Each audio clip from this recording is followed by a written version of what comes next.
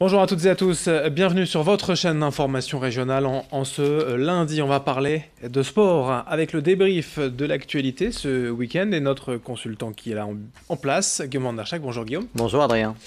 Alors l'actualité, c'est du football, malgré la trêve internationale et le match de l'équipe de France, d'ailleurs ce lundi soir face à la Turquie. On va en dire un mot d'ailleurs, mais on parlera bien sûr du 5e tour de la Coupe de France. Beaucoup de clubs régionaux étaient sur le pont, beaucoup d'ailleurs sont passés et joueront le 6e tour. On va également parler, Guillaume, de basket, féminin, masculin, du volleyball, du rugby, de l'athlétisme d'ailleurs.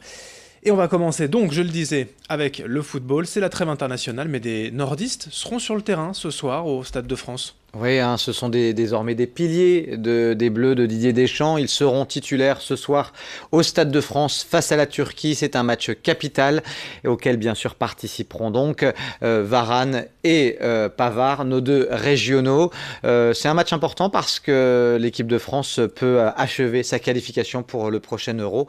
Ce sont les deux premiers du classement, la Turquie et l'équipe de France. Donc c'est un match à enjeu. Seule petite crainte que la Marseillaise soit sifflée. Les Turcs nous l'avaient déjà fait, donc on espère que ça va bien se passer et que ce sera un joli match avec des buts bien sûr. Oui, on va vraiment se concentrer sur le sport, le terrain, parce qu'effectivement, dans l'actualité diplomatique, c'est beaucoup plus compliqué. On espère que tout se passe bien quand même aux abords du stade. Alors, je le disais, pour ce qui est de la région, plus précisément encore, l'actualité foot, c'était le 5e tour de la Coupe de France. Oui, un 5e tour. Alors, malheureusement, certaines équipes dont on attendait un beau résultat, notamment Fache-Tuménil et puis également la Madeleine, qui avait été plutôt impressionnant lors du 4e tour. Malheureusement, ces deux équipes sont tombées.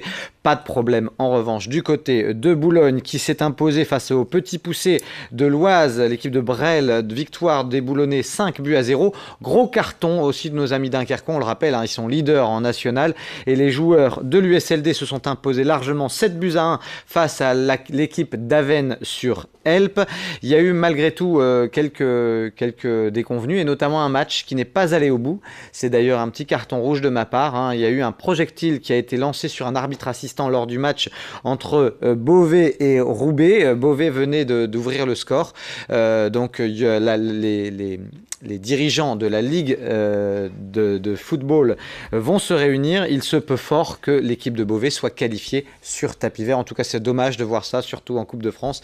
C'est la convivialité, c'est l'ensemble des clubs de la région qui se retrouvent. Et puis un match qui ne va pas au bout, c'est toujours dommage parce qu'il y a eu un projectile donc lancé sur un arbitre assistant. Alors, je vous le disais, il y avait des dizaines de clubs en lice dans la région. On ne fera pas ici la liste exhaustive, mais en tout cas, ces clubs... 84, je crois. Je crois qu'il y avait 84 clubs en lice lors de ce 5e tour. Et donc, qualifier certains pour le 6e tour, ça devient sérieux, puisqu'au 7e tour, c'est quand même la Ligue 2, Valenciennes et Lens qui arrivent. Ça devient quand même de très belles équipes. Pourquoi pas pour les petits pousser encore un tour avant de voir les joueurs professionnels. Oui, alors on sait que du côté du RC Lens, la priorité c'est vraiment le championnat, l'accession en Ligue 1. Mais Valenciennes qui avait fait un bon début de saison et puis qui marque un peu le pas là en championnat pourra peut-être se servir de la Coupe de France pour se rassurer. On enchaîne après le football, Guillaume, du basket et ça devient compliqué déjà, début de saison.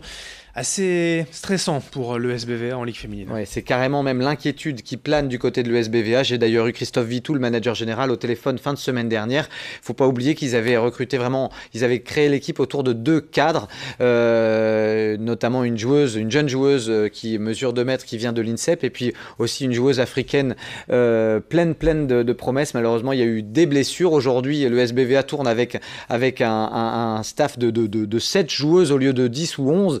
Donc c'est compliqué, une défaite à Tarbes, 68-62, 3 matchs, 3 défaites en plus bientôt. Eh bien, le SBVA va affronter Bourges et Montpellier, 2 cadors du championnat de Ligue féminine. Donc on est en droit d'être inquiet du côté des guerrières. On le rappelle, elles ont été championnes de France en 2017. L'année précédente, elles avaient remporté la petite Coupe d'Europe.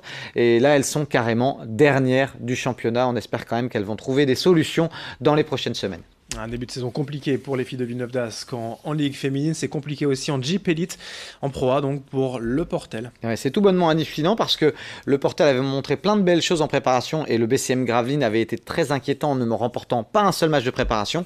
Et puis en championnat, c'est plutôt l'inverse qui se passe avec une bonne victoire pour le club de Gravelines, 109-81 à Rouen à l'extérieur. Donc c'était vraiment un festival offensif du côté des Gravelinois. En revanche, une courte défaite des joueurs du Portel qui affrontaient les Lambéarnais, 64-57, ils se sont inclinés. Les résultats également en Pro B?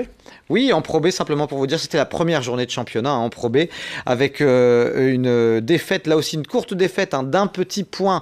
Défaite 94-93 des joueurs du LMBC face à Aix-Maurienne. En revanche, ça s'est plutôt bien passé pour l'équipe de Denain qui l'a emporté face à Vichy-Clermont sur le score de 71-63. Alors première journée de Pro B, première journée également en Ligue A de volley, la reprise pour le TLM Tourcoing. Ça s'est bien passé pour nos volleyeurs tourquenois avec une équipe qui a été partiellement remaniée. Malgré tout, un bon match à domicile. C'était vendredi soir à la salle Léo Lagrange, au complexe Léo Lagrange à Tourcoing. Victoire 3-7-1 des Tourquenois.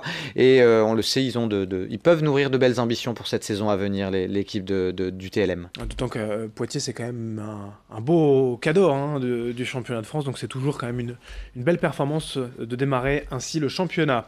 Un mot de rugby également avec l'OMR. Oui, l'OMR, 5e match, 5e victoire pour les joueurs marquois. On le rappelle, la saison précédente, ils avaient terminé premier épouvantail suite à la saison et puis ils n'avaient pas pu, pour des raisons administratives et financières, disputer vraiment l'accession. Donc là, cette année, ils sont repartis sur les chapeaux de roue et on leur souhaite que ça continue.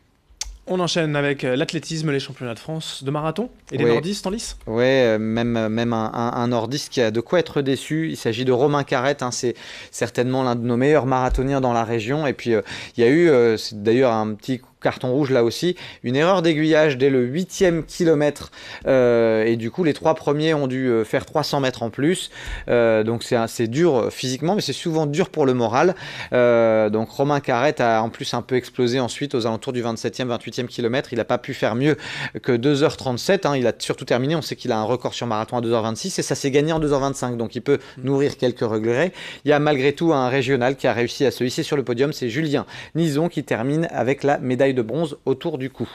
Et puis peut-être aussi vous dire quand même qu'il y a eu un record de France battu par une régionale, une coureuse d'Amiens, Mélanie Loutard, qui participait aux 5 km de Val-de-Somme et elle a établi un nouveau record de France sur 5 km en 16 minutes 34, c'est vraiment pas mal. Chez les femmes déjà, c'est très rare d'avoir une femme en moins de 17 minutes sur 5 km et là elle a fait 16,34, donc chapeau à la Minoise. Oui, chapeau quand même à Romain Carrette, puisque 2h30 ou quelques marathons, ça reste exceptionnel. Il y en a d'autres qui font moins de 2 heures au marathon, mais enfin là, c'est pas encore le même niveau. Oui, on est obligé de faire un petit clin d'œil à Kipchoge, c'était impressionnant, mais voilà, c'était coup de chapeau quand même aux Français qui ont participé au championnat de France de marathon. Merci Guillaume pour toutes ces infos et on se retrouve la semaine prochaine pour d'autres résultats. Bonne semaine à tous. Merci de nous avoir suivis, l'info continue dans un instant.